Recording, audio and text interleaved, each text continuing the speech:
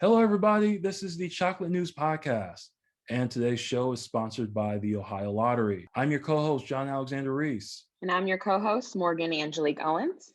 And if you didn't know, the Cincinnati Herald has been around since 1955 and is the leading African-American owned newspaper in the greater Cincinnati area and the northern Kentucky area. Today, we have with us our digital correspondent, Andria Carter. How's it going, Andria? Hey, John. Hey, Morgan. This is a wonderful day today. Yes. Beautiful day. It was amazing. I loved it. And we also have with us today Ramon Davenport, the director of Dohn High School. How you doing today, sir? I'm doing well, man. Thanks for having me on. No problem at all. And we also have Dr. Anisa Shomo. How you doing today, doctor? I'm doing pretty good. Thanks for having me. All right. So before we head into our main topics, we're going to discuss some chocolate news. So, Andria, what's the chocolate news of the week? Well, we have some interesting chocolate news of the week. We some highs and some lows. So I'm going to start with one of the lows is the sports lockout that continues. I know Cincinnati has a lot of baseball fans. We're waiting for opening day, see the parade, get ready to cheer on our Cincinnati Reds, who we have high hopes to possibly take the spirit of the Bengals and take them to the World Series, but we have to put that on hold because the players did not agree to the deal that the owners offered. So right now, the start of the baseball season has been canceled. I won't say canceled fully, but delayed. So we're still waiting. So I hate to say that, but I'm still going to wait to pull out my Reds hat because we don't know if we're going to have a reason to wear it or not. But I keep seeing Bengals stuff around, but Oh yeah, there was still like a Bengals pop-up, right near the gas station near me. So the Bengals spirit is still strong, even in the off season. Oh yeah, it's still going strong. Everyone's riding that high. So I was hoping for that high for the Reds, but you never know what's going to happen. So I'm gonna, right now we're experiencing a hint of the worst, but I'm hoping for the best. The next one is President Biden, if everyone caught it last night, gave his first State of the Union speech. And for the first time, history was made last night when he stepped onto the dais for the first time. He had two women behind him for his State of the Union speech. I mean, last year he spoke, but it was the unofficial State of the Union speech, and he had to clean up the mess that was left behind the Trump administration. Now he's 1 year into his administration, the first speech out, and we had Vice President Kamala Harris and House Speaker Nancy Pelosi sitting behind him, which gave a really interesting picture of the whole thing, which is fantastic. His speech hit on a number of items. He briefly, and I mean briefly, mentioned voting rights and how both Voting Rights Acts should be passed, but he mainly concentrated on Russia, Ukraine, the infrastructure bill, and the new plans for easing America out of the pandemic for COVID. He also said that it's not going to be resolved, but we're going to be living with it, but we can continue to live and grow as we endure because we now know what to do since we've gone through this experience of the pandemic. We're all adept now to being open to what we need to do to protect ourselves. So that's pretty much it for the State of the Union. The next chocolate news, I think, is very exciting. Well, I should say he also mentioned his Supreme Court judge pick, Ketanji Brown Jackson, who was up on the Hill today for her first set of meetings with the House with the Senate. And she met with Chuck Schumer, she met with Mitch McConnell, and she'll be meeting with other senators along the way until they get to the public hearing to question her and then confirm her for the Supreme Court. What's interesting is she's not afraid of this process because she's already gone through it since she is the justice for the Court of Appeals right now in Washington, D.C. But now, very exciting, our traffic woes. If anyone has driven on Brent Spence Bridge, you know the pain, and I say this honestly because I've driven through it myself, the pain of going over Brent Spence Bridge, whether going into Ohio or Kentucky, and the backlog that can occur if there's an accident, a slowdown, anything, it stretches for miles. Governor DeWine and Governor Beshear of Kentucky signed a memorandum of understanding and announced a plan for the $2.8 billion plan for the Springs Bridge.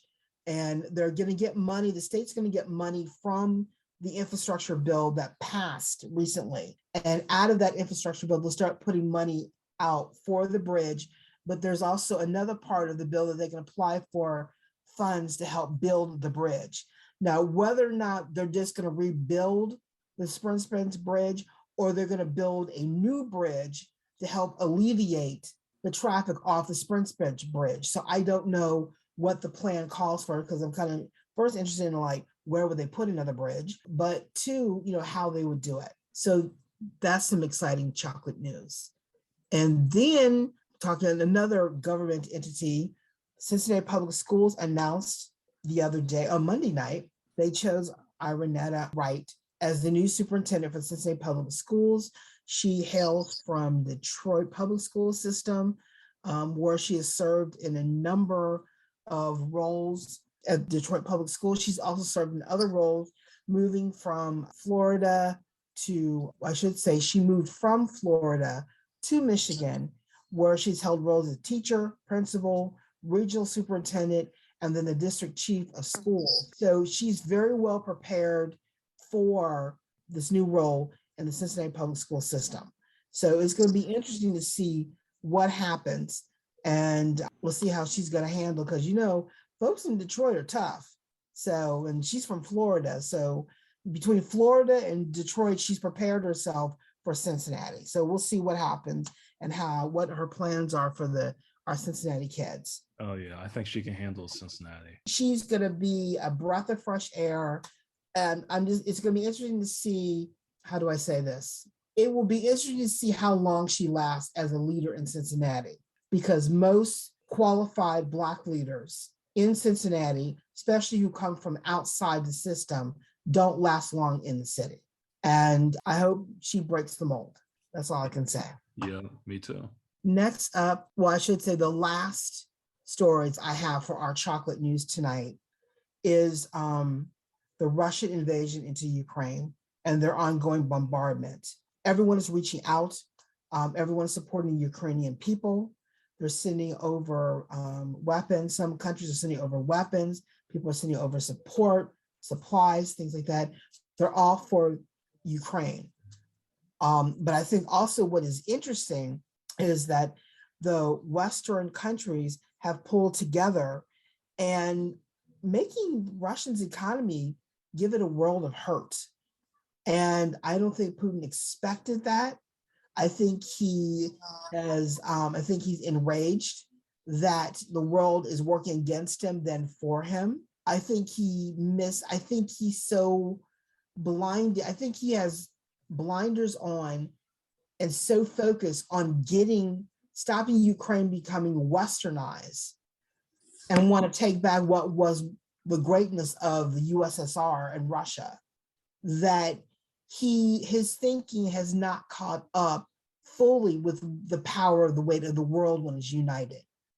Because within a series of steps between the United States and European allies, they have cut off Russia from the banking system, from supply system.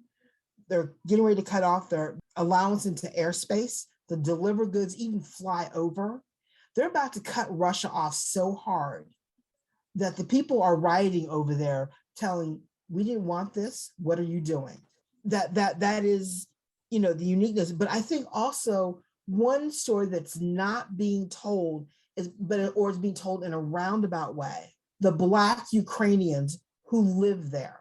We're not hearing their story and what they're going through. There was a report on MSNBC reporting about a young man who was from Africa who was working in Ukraine, trying to get out. He had a hard time getting on a train. He had a hard time crossing the border into Poland.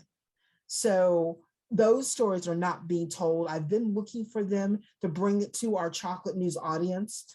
I have not found any yet, but I'm going to continue to look and see who may have some that we can get some stories about. because we need to hear about our Black brothers, our Black and brown brothers and sisters over in Ukraine, and hear what they're going through as the Russia continues to bombard the country. And that is all the chocolate news that I have for today. All right. Thank you, Andrea. So now let's head over to Ramon Davenport, the director of the Dohn High School. How you doing today, Ramon? I'm well, man. Thanks for asking. So what is the Dohn High School exactly? Dohn High School is a charter school. We've been around for about 20 years now. We're the longest standing charter school in the Cincinnati area. We are the biggest in the state of Ohio. We're just a regular high school. You know, a couple years ago, I could say that we were more small, small school, but we've become large now that we're our own school district. And so we have 10 locations in the greater Cincinnati area that serve a special a niche of neighborhoods. And we're doing exceptionally well right now. That's good to hear. That's good to hear. Mm-hmm. So I want to say, when did you get involved with the Dohn Community High School? Yeah, I think I've been at Dohn for probably right around 12 years now. This is my 25th year in education, and so I was the very first teacher hired in the charter school movement in 1998. Matter of fact, fresh out of college. So I have, I guess, tons of experience on alternative education and what it looks like. And we just continue to set the bar each and every year with graduating over 90% of our student body. You know, we have huge graduation classes. I'm talking, 200-300 students, and we're able to be successful in recruiting students for the next year to replace those students. So we have a model which has been doing pretty well. Yeah, but 90%, that's very impressive. Yeah, absolutely. What are some of the popular programs in your community school? Yeah. We have over 18 different programs.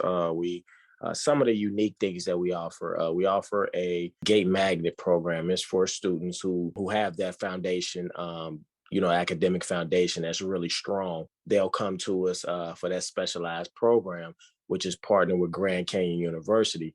All of our kids who graduate from Dohn go to Grand Canyon University absolutely for free.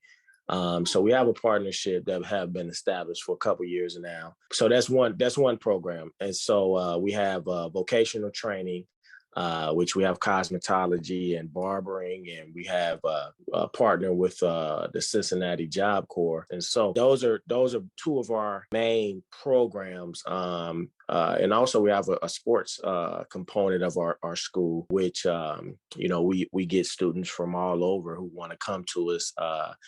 If they're seniors and they didn't get that scholarship that they were looking for, or that coach didn't, was not an advocate after the end of the year, then they'll come to us for a year. They don't lose their eligibility. They'll come to us, they'll play another year with better competition than high school, and then they'll get that actual scholarship to go where they need to go. So, the list goes on. We're kind of a melting pot with many different facets of what we do. And, like I said, I wouldn't have it no other way. Yeah, that sounds fantastic, actually. It really does. I definitely. Let me ask you this, Ramon. What makes Dohn so successful with students? I mean, there's a lot of kids who don't want to be in school. Yeah. And it sounds like the kids want to come to your school. What's the difference between the school districts that are out there? Yeah, we take the kid. We don't really care what the scenario is as far as academically. That kid can be absolutely credit, deficient. We don't care. We take the kid and we work with the kid. It's almost like a massage therapy type situation. We make the kid believe that they can get the credits, because 9 times out of 10, the kid is smart. He just, he just had to go through some things before he realized that education is important. So that means that, he may have been to 3 or 4 other high schools before he landed with us. And, we, like I said, we take them, we break it down. We tell them, listen, we explain to them why is education important. We actually, lead them to the water, and we sometimes we do make them drink. Well, most of the time we do make them drink. So, I think with us, we have dedicated staff who understands the mission when they come in for a job. I think it starts at the top with me, as far as my energy level and my vision for the organization. I think people clearly understand where we're going with that. Parents, they trust me in the community because I always tell them when they come and enroll, I want to graduate your child. And when they do walk across the stage, I ask the parent always, did we do what we said we were going to do? And so again, I think that makes us different. We're kind of, like I said, kids come to us and parents trust us. We got a pretty good track record, in the greater Cincinnati area. Can I just jump in here and say something really quick? Yeah, of This is course. Dr. Yeah. I just want to say two things. I think I worked in the schools, in Cincinnati public schools, and I think one of the biggest things is that having an individual approach. It sounds like you all take an individual approach to get to know the kids and what their interests are, and try to basically make an individualized plan, and that's really important. And I'm really happy you all do that. So I'll say that. And then the second thing that I'll say is that a lot of people don't know this, but I actually went to alternative school. So my ninth grade, when I was in middle school, I had a really hard time. My parents got divorced. I was depressed. And back then they didn't, I worked in a school-based health center for 4 years. And so back then they didn't have school-based health centers. So, you just go around depressed. You don't have anybody really to talk to like they do now. And so I think for a lot of students, just having somebody care about them and really like those smaller classrooms and just getting that attention, that's really what helped me when I went to alternative school, to really try to work on, going back to regular school. For me, it was kind of a transition, but just that attention is really important. Well, I want to say thank you, Ramon, for coming on. If any prospective students want to go to Dohn Community High School, how would they reach out? Yeah, great question. They'll come up to, we have a kind of a mothership location, which is 608 East McMillan.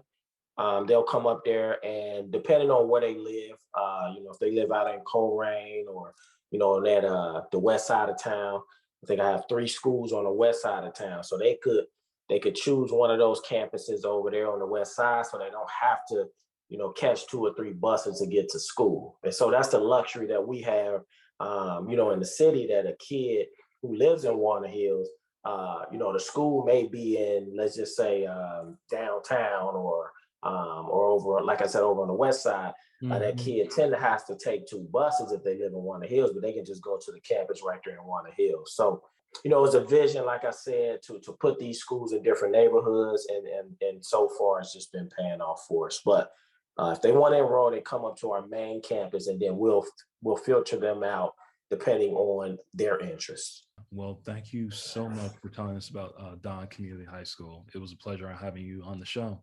Absolutely. Thanks again. You guys have a great night. All right, so let's move on. We'll switch it over to Morgan Angelique Owens, where she'll enlighten us with some beauty, lifestyle, and culture. So take it away, Morgan. Thank you, John. Again, my name is Morgan Angelique Owens, your co-host of the Chocolate News podcast. Thank you to the Ohio Lottery for sponsoring this podcast. And thank you for Health is Love with Dr. Anisa Shomo for sponsoring this portion of the Herald Beauty part. So welcome, Dr. Anisa Shomo. Thank you for having me. Yeah, so can you just, I know you've been on here before, but can you briefly introduce yourself to the audience again? Yeah, so I am a family doctor, and I also am a serial entrepreneur like yourself as well. And I own a business called Health is Love. And it's really actually a business about coping, trying to just take care of your health and cope well with life.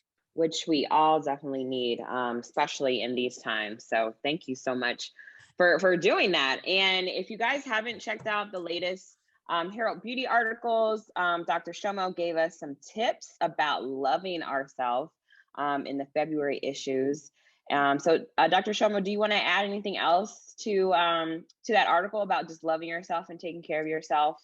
Yeah, so actually, I've been actually working on just trying to make sure I communicate my brand a little bit better. So, I talk about health is love, and that's kind of an oversimplification of what I do.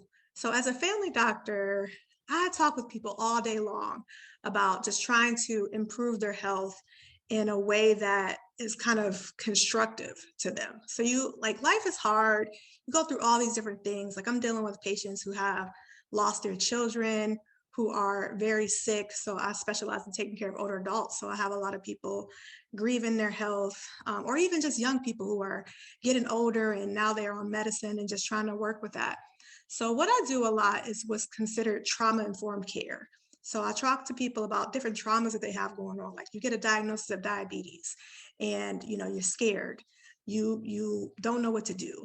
And so for me, I have to kind of coach people all day long on like trying to get unstuck from that place of, I don't know what to do, or I can't accept this, And so I try to help them kind of shift the focus from trying to fight different things that are going on and just trying to cope well with different things going on in our lives. So for me, it's just like treating yourself well. Like I feel like we just like life is hard and we just don't know what to do. And we kind of fall into like, for me and my family, we have a lot of addiction. And so like alcohol is kind of the thing that I try to stay away from, because I know that if I'm being lazy and I'm just coping and like whatever, that I'm going to drink too much. But we all have different things. Like for some people it's eating too much. For some people it's just different things. So the biggest thing is just treating your body well and knowing your weaknesses and trying to like not fall into those and trying to find other things. So like going for walks or trying to just have a conversation with a friend and just trying different ways to cope that are constructive to your health versus destructive to your health. No, that's so important. I think, for everyone across the board, no matter if you're an entrepreneur, you're working in corporate, or just, just as a human being, I think that's so important. So, moving into March, what is our focus? What are we going to be focused on and talk about in the upcoming Herald Beauty? So for March, it's Women's History Month. And so we want to talk some about our family history. And so like I just said, I have a family history of addiction. I actually have a cousin who's the same age as me who is an alcoholic. And so for me, I just try to have some awareness of that, of like, just trying to like do some feedback. Am I leaning on different things as a crutch? Is there something I can do better for that? So you think about your family history and think about just the way, just kind of like those family cultures of what did you learn about coping in your family and what did that lead to? And so on my father's side, also, my grandmother had an alcohol problem and she ended up developing liver cancer.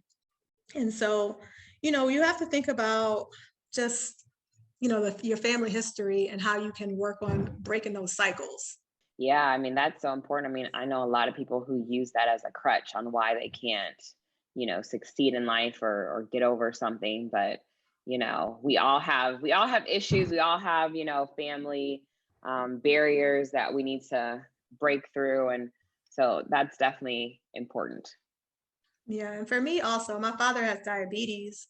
So like for me, a lot of my focus as a young person was trying to break the cycle of diabetes because my grandmother also had diabetes. So just trying to figure out, like, I felt like my father, one of the things he said was he didn't know, nobody told him back then that he could have prevented himself from getting diabetes or he could have managed it at a young age.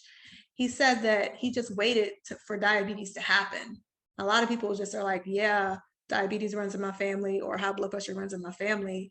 And they kind of over accept it too much. I'm like, I guess I'm just going to get it. And there's not anything I can do about it. But for me, I just have kind of done the opposite of just trying to. And I guess part of it has just been me being educated in that. I started learning more about that at a young age, like as a teenager, because I was interested in being a doctor since I was a young person. So I started learning more about like, what can I do to break some of these cycles? And I just remember like being 18 years old at college and being like, I love potatoes and French fries and like all forms of potatoes. And I had like a 4-ride scholarship to Ohio State, so I could eat whatever I wanted. I had a, like the Cadillac meal plan and that sort of thing. And I remember being like, all right, you got a family history of diabetes. You can only have potatoes once a day.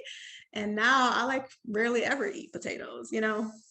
Yeah, no, I think that's so important. Doing your research too, like you said, like, you know, your family history, because a lot of people don't even know. They don't even have those conversations. Right. Yeah. So exploring, yeah, I do that a lot with my patients of like asking them. And there'll be sometimes when, you know, young people will be like, well, let me call my mom and ask her. And I'll be like, yeah, call her, you know, because I want to know because Yeah. it's important to know your risk factors so that you can work on this. Yeah, no, I totally agree. So I think I saw on your Instagram you're doing a giveaway. Do you want to tell the audience about that? Yes. So as I'm just trying to, you know, get the message out there more about what the brand is really about, I want to give away, I actually have two logo shirts right now. I have a red logo shirt and I have a black logo shirt.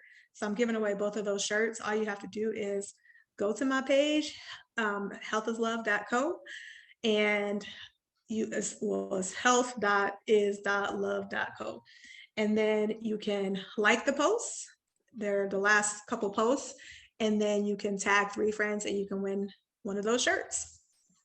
Perfect. So tell everyone again how to support you, how to follow you. Yes.